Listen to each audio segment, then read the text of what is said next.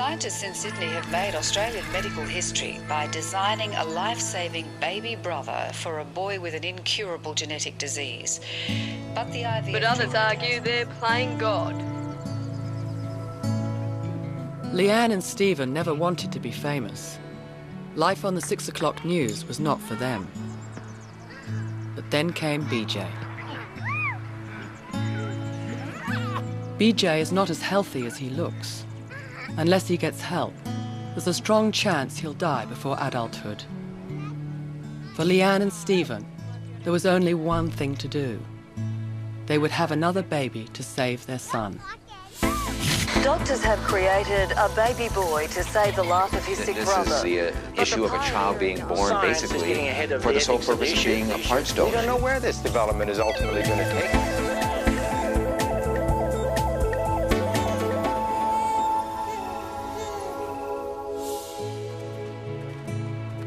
When we first heard about it, it was just so amazing, it still is amazing, that it can even be done.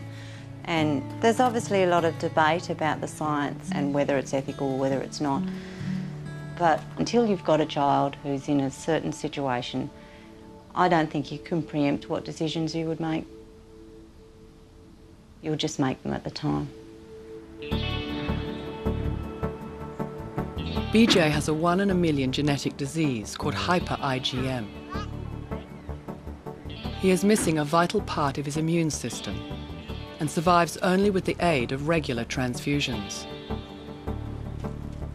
In the coming months, Leanne and Stephen will leave their quiet Tasmanian home and turn to the world of genetic medicine.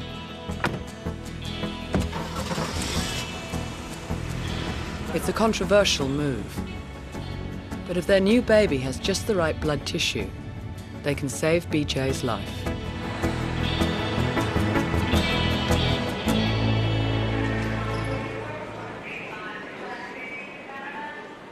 Leanne and Stephen want what critics call a spare parts baby, a child created more as a source of human tissue than for itself. It's a charge they reject. Leanne and Stephen really want another baby.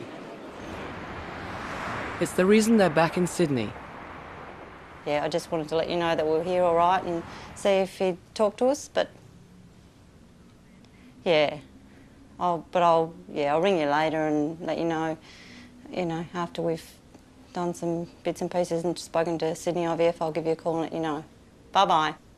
This is not their first attempt. The difficulty is we want to have a baby. Yeah, we've been waiting for over 2 years to have another baby. I mean, okay, we've chosen to take this path for what we believe to be very good reasons. But at the end of the day, each time it doesn't work and we contemplate, do we do it again? It's a 3-month wait, another 3 months without potentially a baby, that's hard. The next day, Leanne and Stephen arrive at Sydney IVF to begin 4 days of intensive treatment. They're here because the Sydney clinic can act quickly. It's not subject to lengthy reviews by government authorities, as happens with clinics in other Australian states. What we're doing today is very exciting technology, cutting edge, at the forefront of all embryology. In actual fact, technology that's only been proven to be successful 1 or 2 times throughout the world. Conceiving the baby begins with a standard IVF procedure, harvesting as many of Leanne's eggs as possible. The eggs are passed to embryologist Steve MacArthur, whose first job is to clean and count them. How many eggs you got? How many goodies? There's at least 12, Jeff. Great. That's not bad. Good start. Okay, let's go. High numbers of eggs should mean lots of embryos. But there are no guarantees. After all, this is the second time they've tried. I was really quite confident the first time because we had so many embryos. We had 10 embryos. So you know, I was thinking, wow, we've got to get something here. But unfortunately, it didn't happen. It's just a big numbers game. You just got to get it, roll the dice, and hopefully they turn up right this time, and that's it. It will be at least 3 days before they know if their luck has changed this time. Back at the clinic, the next stage of the process has begun. Fertilising Leanne's eggs. One of Stephen's sperm is randomly selected from the dish, drawn into a glass pipette less than 1/10 of the width of a human hair. Then that single sperm is injected into one of Leanne's eggs. The moment the sperm enters the egg, a chemical reaction begins. In a few short days, egg will have become embryo. This is where the embryos are going to come from. If we don't get anything from this process, this is essentially where it would stop. A total of 14 eggs have been fertilised. The wait now begins to see if they will develop into embryos. The science part of it is really just mind-blowing, and I know there's other people that probably would look at this and wouldn't understand why we're doing it, and you know, they can have their opinions, and you know, that's fine, but until you put yourself in the same position, I don't think there'd be a parent out there that wouldn't do what they could do for their child. So I don't worry what people say. I don't want people to judge our children by our decisions. That's what I don't want. I don't care about what anyone says to you or me. No. Or thinks of us. We're big enough and ugly enough to look after ourselves. For Leanne and Stephen, the case for having a baby to save their existing son is compelling. So-called spare parts babies are the subject of intense debate. To see why, we must first look back to some recent history. In the 1980s, researchers made a startling discovery about the human embryos created by the IVF process. 3-day-old human embryos, which are really tiny clusters of 8 or 10 cells, can lose a cell or two and still become a perfectly healthy baby. The discovery had far-reaching implications for genetic medicine and its campaign to stop the passing of genetic disease from one generation to the next. Cells could now be removed from embryos and genetically tested. This allowed doctors to choose only embryos free of disease. These healthy embryos could then be implanted into the mother using IVF. The possibilities for the next generation were inspiring. The end of genetic disease. It was front-page science news around the world. Today it is possible to diagnose embryos for virtually every gene that is known to cause disease. It's called pre-implantation genetic diagnosis, or for short, PGD. Leanne and Stephen need 2 things from PGD. First, to make sure that their next baby won't inherit the genetic condition, hyper-IgM, originally carried by Leanne and passed on to BJ. Second, for the baby to have the right genetic makeup. Only then can it donate blood tissue for the life-saving transfusion that will restore BJ's damaged immune system. There are no half measures if Leanne and Stephen want to have a disease-free baby and also save BJ. This is the issue of a child being born basically for the sole purpose of being a donor, a parts donor to an older sibling. And I think we have to do research on how our children are going to be affected by this. Anybody going into that sort of situation. Dr. Jeffrey Niska is one of a group of internationally renowned doctors, deeply troubled by cases like Leanne's and Stephen's, even though they may personally sympathise. As a parent, I do anything for my children. for my children's health, if I thought my child was going to die and I could prevent it by participating in having another child, absolutely. I would think about it, but I'm sure I would do exactly as those parents had done. Jeffrey Niska is a pioneer of PGD. 10 years ago, he was the first in Canada to offer the revolutionary procedure. Okay, let's go to 2. See if we can. But he soon stopped and closed his program down. It arose from the fact that the press had heard that we had performed PGD in our hospital, and requests then started pouring in from all over Canada to access PGD, but not for severe genetic conditions, but for gender selection, primarily to avoid having a daughter. All children should be cherished. And that's what I'm concerned about. If we start putting a premium on one sex or another, even for social family completion reasons, for the sake of the parents, I think ultimately it diminishes children individually and in general. It's a point lost on much of the public around the world, who still clamour for PGD to select the sex of their children. Australian mother Linda Wilson already had 4 sons and was desperate for a daughter. Oh, look at that. There you go. We'll take that one. Whenever I went out, it was just an inbuilt sense for me to look at other mums with prams, to see what was inside. And if it was a girl, my heart just used to sink. I would have done anything. If somebody had told me to cut my leg off and hang upside down from a tree, I would have done that. To me, it was a means to an end, and I wouldn't care what it was. But again, not everyone agrees. In Linda's home state, Victoria, using PGD for sex selection is banned. In fact, the only place in Australia that offers it is Sydney IVF, where it is allowed by the state government. And they get several inquiries each week. I'm not really surprised at the demand for sex selection. It's certainly a question that is on many people's minds when people are having 2nd, 3rd, 4th children, and there are already children of a sex, and we do all sorts of things in our conversation to wonder what it would be like if it would be a boy or a girl, and what can you do? Is it the phase of the moon? Can we go to church to pray for it?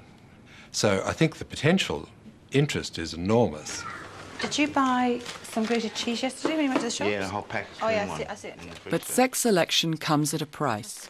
At about $15,000 each cycle, the cost of having a girl using PGD was a major consideration for Linda and her husband, Dan. And I just thought, we haven't got $40,000 or $50,000 to spend here.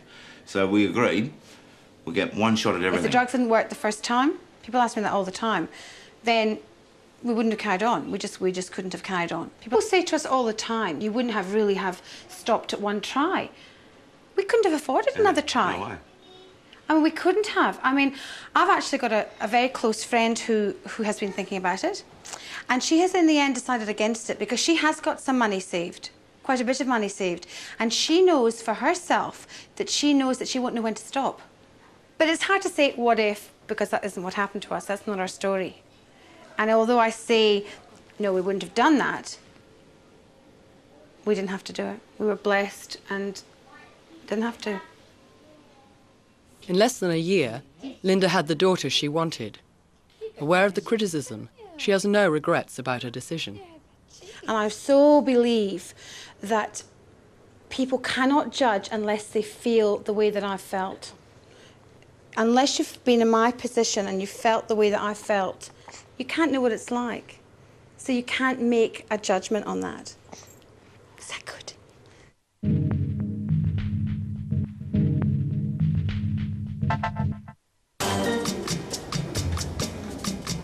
Onneksi hän käytti veet-vahaliuskoja 4 viikkoa sitten. Erota vain liuskat toisistaan, paina iholle ja vedä irti. 4 viikkoa myöhemmin sääresi tuntuvat yhä hämmästyttävän sileiltä. Jospa kaikki tunteet säilyisivät yhtä pitkään. Veet-sileys. Tunne, joka säilyy.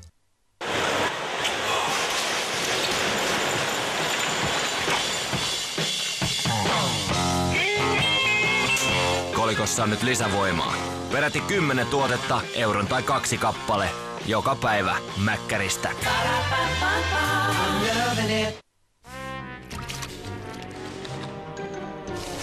Saadaksesi parhaan pesutuloksen, olet aina joutunut vaihtamaan pesuveden yhä uudelleen. Mutta nyt Ajaksilta tulee täysin uusi Clean Water System.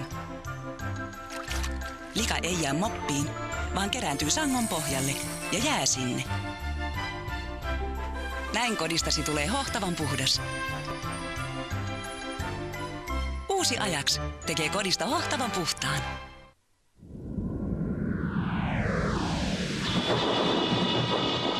Kipu voi saada sinut pysähtymään. Voltaren Emulgel on lääke lihas- ja nivelkivun hoitoon. Ainutlaatuisen koostumuksensa ansiosta se imeytyy nopeasti ja tahraamatta. Voltaren Emulgel lievittää kipua ja nopeuttaa paranemista. Älä anna kivulle valtaa. Voltaren Emulgel. Apteekista ilman reseptiä. Valitse suuren suosion saanut avainkoti. Tee päätös nyt ja voit muuttaa valmiiseen taloon jo loppukesästä. Valmiiksi tehty suomalainen omakotitalo. K-Raudan avainkoti. Tuoksu. Tunto. Näkö. Kuulo.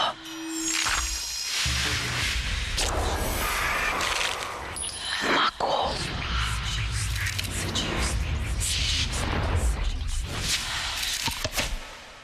Magnumin 5 aistia. GB-glass.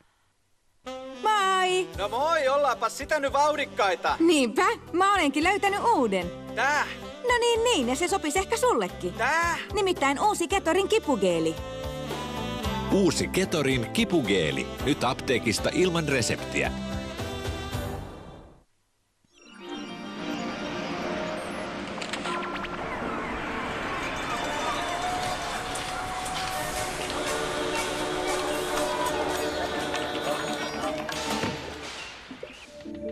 Osallistu 4 kielikouluun. Voita matka maailmalle. Väkeä virtaa täällä Kiovassa kaduille täällä koko ajan lisää. Vatjan jaon temppelialueella, jossa pääministeri Vanhanen tänään vierailee. Täällä on selkeällä äänienemmistöllä valittu uusi presidentti. Täällä tosiaan Johannes Paavali toisen ruumis siirrettiin. Kruunataan kuninkaaksi, mutta juuri häiden alla kävi ilmi, että lain mukaan Kamilalle kuuluisi kuningattaren titteli.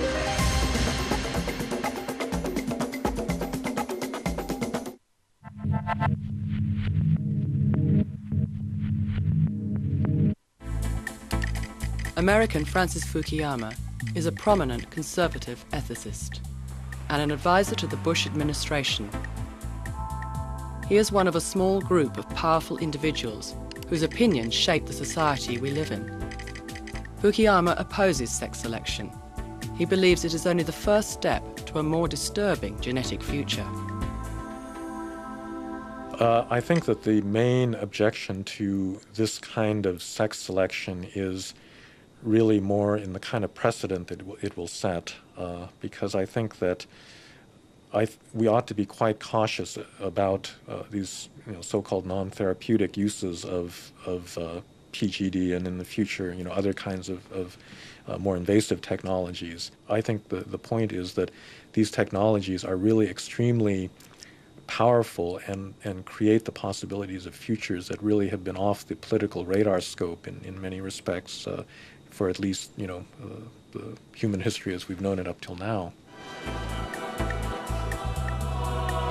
The Catholic Church has been among the most vocal opponents of reproductive technology. PGD is no exception. For many Catholics, it proves what they have long feared, that we are sliding toward a brave new world of designing our children. What I think about the sex selection one is that that's what is on offer now, and it's an extremely lucrative practice.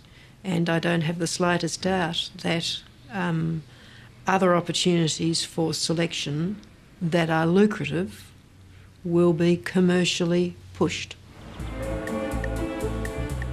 Oxford University in England is home to one of the world's most provocative thinkers in the field of professional ethics. Professor Julian Savulescu argues that sex selection is hardly new. PGD is just the latest way of going about it. Well, in some ways, using PGD for sex selection is a storm in a teacup. People have been trying for thousands of years to determine the sex of their baby. The ancient Greeks believed if you tied off the right testicle, you'll have a boy. French noblemen, in fact, cut off one of their testicles in the hope of having a boy. Indians believed that you had to drink the blood of a lion by a full moon in a cold wind with a woman dressed in male's clothes. So there have been a variety of methods. But what's changed now is, of course, that we can do it with nearly 100% accuracy and very efficiently.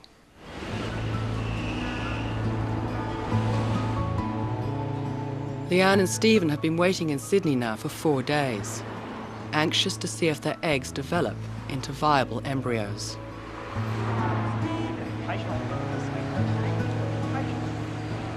Even though I'm been more relaxed about the whole IVF cycle, I've struggled a little bit more with the waiting game and the filling in time and being away from home, knowing that it can end in disappointment again.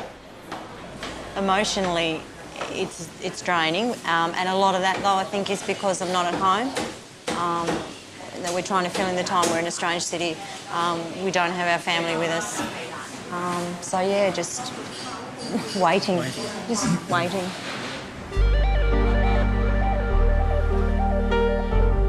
This time-lapse picture shows one of Leanne's eggs developing into an embryo. It takes at least 3 days before genetic testing can be done. The day has finally arrived.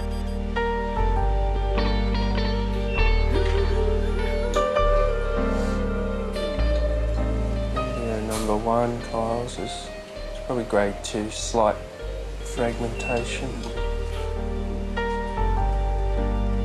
Only 5 embryos have developed from the 14 eggs collected and fertilised. I was disappointed because we obviously would like to have high numbers to increase our chance of getting embryos which don't have the condition.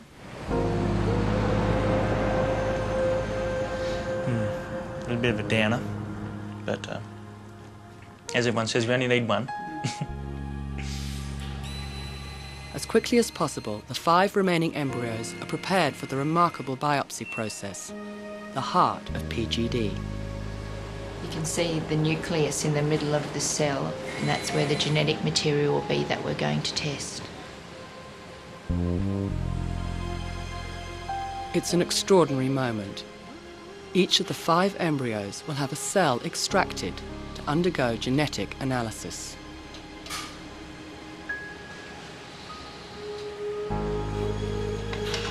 Excellent.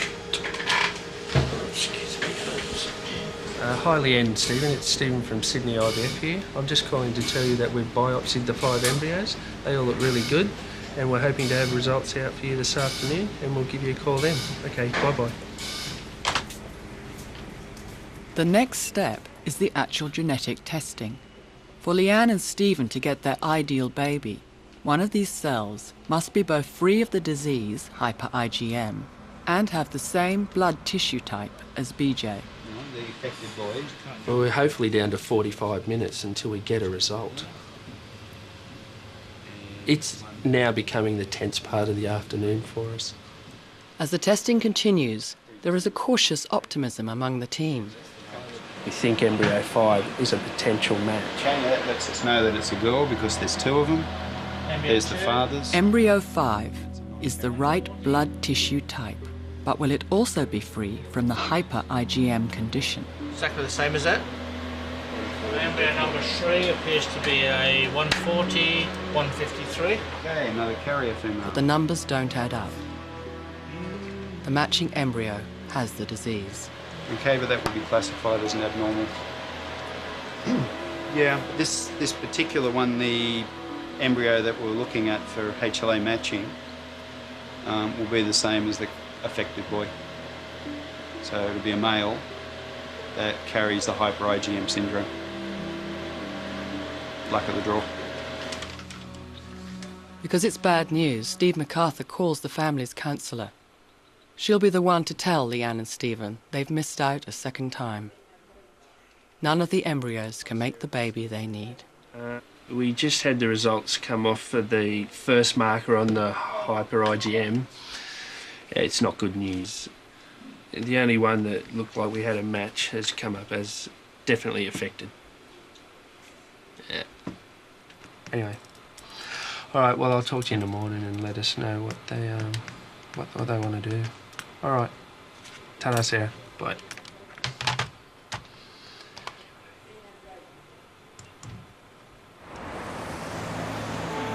The next morning, Leanne and Stephen do their best to be philosophical. I think I said to you once, it's nature with a bit of science. You know, basically nature's going to decide what we do and don't get. We've just got a little bit of a helping hand with the science. Now it's back to Tasmania, uncertain if they're prepared to go through it all again. The good news for Leanne and Stephen right now is that they can try again if they want to. Unlike clinics in other states, Sydney IVF is free to decide the treatment it offers, under the guidance of its own ethics committee. Okay, we'll get going. How did the exams go? PGD pioneer Jeffrey Niska thinks more regulation is essential. Otherwise, our genetic future will be decided by clinics who want to sell the procedure to as many clients as possible. In 10 years' time, the commercial companies that have been dictating this agenda will have altered us as human beings, made us a less compassionate society. And I worry about that. And I hope that regulation can occur some way, and education can occur, so that what is considered valuable in a human being is love and capacity to care. The decisions that parents make with regard to what they can and can't do with their children is not simply a private decision. And so in my view, what you need is for the legislatures of different countries to establish broad guidelines. And this is happening, in fact, in many countries around the world. I mean, they are in the process of setting up precisely this kind of new regulatory institution to deal with the ethical challenges that the technology creates. It won't be satisfying in the cases of some parents because, in fact, they may not get a treatment that they might otherwise have wanted. For some families, though, it's not so much the treatment they want as the treatment they need. In 2002, an Australian family, the Sikowskis, were fighting for the right to use PGD. They hoped to produce a baby whose cord blood could be used to save the life of their gravely ill daughter, Christina.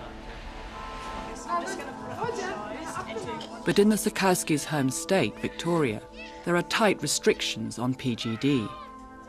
They had to argue their case before a government authority and a hospital ethics committee. I didn't know why I had to explain the reason for having a child. And I thought, I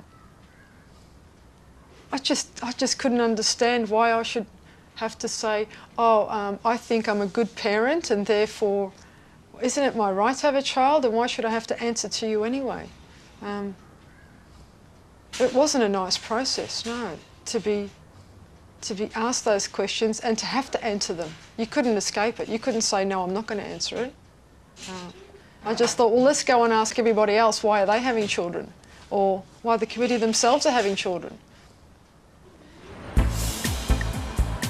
First, the Sikowskis had to apply to the Victorian Government's Infertility Treatment Authority, the ITA. We're very committed to ensuring that there isn't carte blanche in terms of how these technologies are utilised.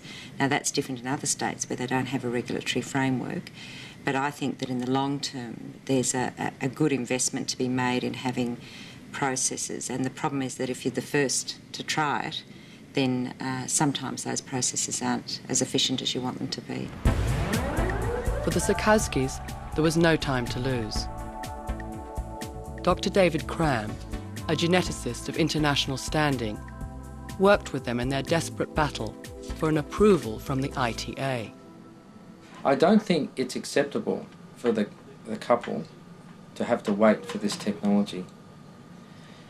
There have been a number of situations where couples have been trying to access this technology and their child has died from the particular disease. And that's really, really tragic.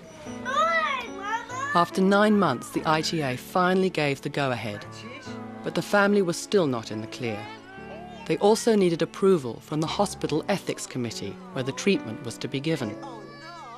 Meanwhile, their daughter's condition had seriously deteriorated. Only good luck saved them from disaster. The Ethics Committee were the ones who were deliberating this issue. And during this deliberation is when we fell pregnant. 9 months later, Thomas was born. Incredibly, by pure chance, he was a perfect match. We were lucky because we were pregnant. But if we weren't pregnant, our child would have died. It's as simple as that. There was no way that they would have come back with their decision for enough time for me to get pregnant and have a baby to save our daughter. There just wasn't time. But for any other family in a similar situation, they might watch their child die if it's left up into the hands of these committees. For some commentators, like Californian ethicist Greg Stock, cases like the Sikowskis show the problems that go with regulation. The best people for making choices about these technologies are either the individual for making choices about themselves or parents making choices about their children. Because by and large, they may make mistakes and they may not be absolutely wise about things, but they're going to have to suffer the consequences of their errors. And historically, the greatest evils have been perpetrated upon us by governmental or groups that are trying to do what's right for society as a whole and are willing to step upon the individual in order to accomplish those greater social goods. That was at the basis of Nazism, of Stalinism, of all of the things that are the great evils that have occurred in the world. Diese erbkranken Geschwister einer Familie kosten bis jetzt 154.000 Mark. Wie viele gesunde Menschen hätten dafür siedeln können? Schuldig ist ein System, das diese Vererbung nicht zu verhindern sucht. The shadow of the German Nazis and their infamous obsession for creating a master race hangs over any discussion of science tampering with human genetics. But the Nazis were only the most extreme example of a long-standing interest by society in selectively breeding people. It's called eugenics. In the early 20th century, many respected thinkers believed it was the way to a healthier society. Even in the United States, country fairs like these held competitions to encourage so-called fitter families.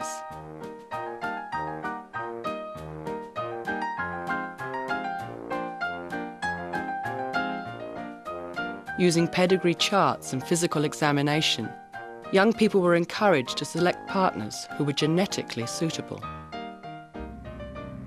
At the same time, doctors regularly sterilised thousands of mentally ill and handicapped people in state institutions to ensure that genetic weakness was not passed on to future generations. For some, PGD is just another form of eugenics. PGD offers a whole new type of eugenics. It won't be on a large scale, it will be on a small scale. But by selecting specific traits, that is eugenics. The medical profession should walk away from it as quickly as they can, because by participating, they are condoning it.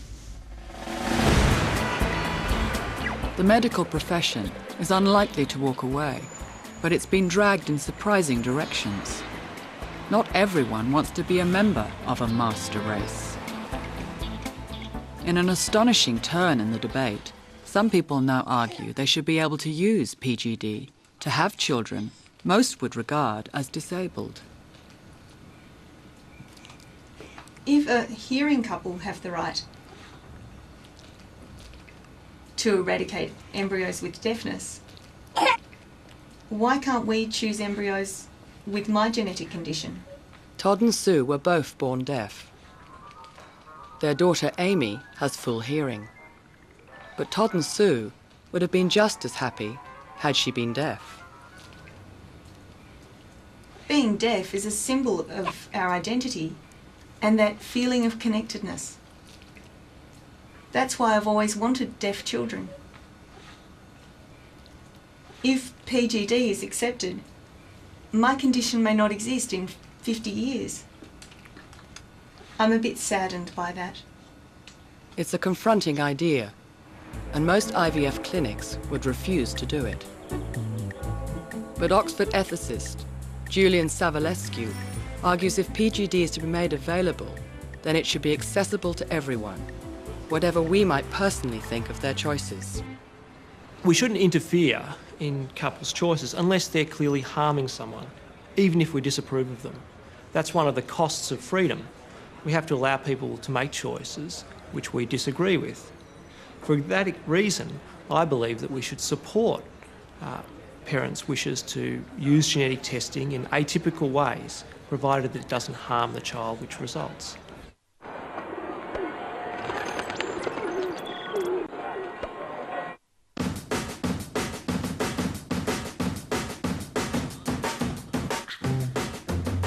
Se, mitä teemme hiuksillemme, voi vahingoittaa niitä vähän.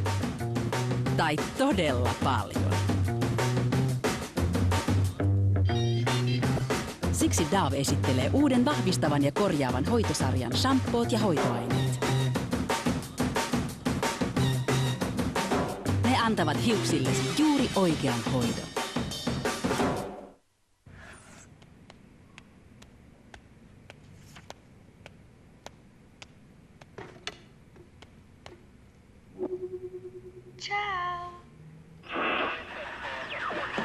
Mitä täällä oikein tapahtuu? Laajakaista on asennettu. Kotona ne on nyt sitten internetin sisältö rikkaimmillaan. Ai, no sehän on mukavaa. Näkemiin sitten. Moikka. Näkemiin. Elisa Laajakaista. Entistäkin nopeampi ja vaivaton tie internetin ihmeellisimpiin maailmoihin. Relaxant. Täysin uudenlainen lihasten rentouttaja. Se nopeuttaa lihasten palautumista, lievittää rasituksesta johtuvia lihaskipuja ja helpottaa suonen vetoja. Relaxant sopii kaikille ihotyypeille, myös herkälle iholle, ja se on kotimainen luonnon tuote. Apteekeista ja luontaistuotekaupoista kautta maan. Joskus päämäärän saavuttaminen voi tuntua vaikealta. Tavoitteet saavuttamattomilta. Nikotinellin avulla tupakan himon hallitseminen on helpompaa.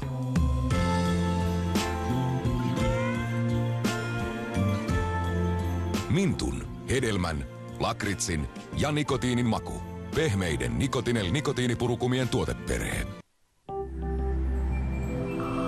Koe spa-massage-tunne suihkussasi. Uusi Palmolive Thermal Spa. Valkoista savea ja termisiä mineraaleja. Kuorii, pehmentää ja hieroo ihoa hellävaraisesti. Uusi Palmolive Thermal Spa. Spa-massage-tunne. Elokuva Pirates of the Caribbean tuottajalta. Tarina maailman suurimmasta aarteesta. Good treasure hunters, aren't you? Nykyaikainen seikkailuelokuva täynnä toimintaa ja dramatiikkaa. Nicolas Cage, Diane Kruger, National Treasure, kansallisaarre. Nyt DVD:nä. Kutisevat ja kuumottavat jalat. Jos jalkasilsa saa sinut hyppimään seinille, ratkaisu on Lamisil.